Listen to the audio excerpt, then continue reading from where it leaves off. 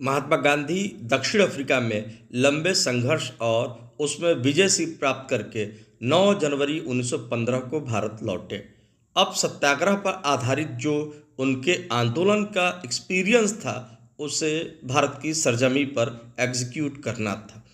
यद्यपि all India level पर उनका पहला आंदोलन 1920 में शुरू होने वाला नॉन कोऑपरेशन मूवमेंट या असहयोग आंदोलन था, किंतु असहयोग आंदोलन के पहले सत्याग्रह की रणनीति का पहला प्रयोग उन्होंने स्थानीय स्तर पर चंपारण में 1917 में किया था।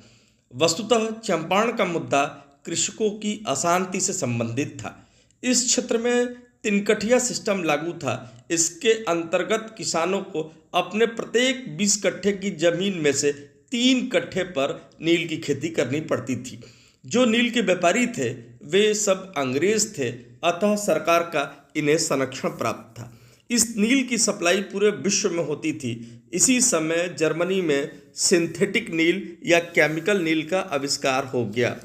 वर्तमान में जो नील का प्रयोग होता है वह केमिकल नील ही होता है। चूंकि केमिकल नील फसल वाले नील से सस्ता था, अतः विश्व बाजार में फसल वाले नील की सप्लाई समाप्त हो गई।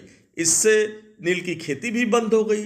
अब किसान यह चाह रहे थे कि यूरोपीय व्यापारी उनके खेतों को लौटा दे ताकि वे खाने के लिए गेहूं और चावल की खेती कर सके, किंतु जो यूरोपीय व्यापारी थे वो लौटाने के लिए तैयार नहीं थे। अंततः इसी बात को लेकर वहां के किसानों ने स्थानीय नेता राजकुमार शुक्ला के नेतृत्व में आंदोलन आरंभ किया। राजकुमार शुक्ला के निमंत्रण पर ही महात्मा गांधी चंपारण पहुंचे। सत्याग्रह के अनुभव को प्राप्त करने के लिए अन्य लोग भी वहां पहुंचे, जैसे डॉक्टर राजेंद्र प्रसाद, मजहरुल हक, नरहरि पारिख, महादेव देसाई, जेबी कृपलानी इत्यादि। अंततः आंदोलन सफल हुआ और सरकार के आदेश से किसानों की जमीन को लौटा दी गई।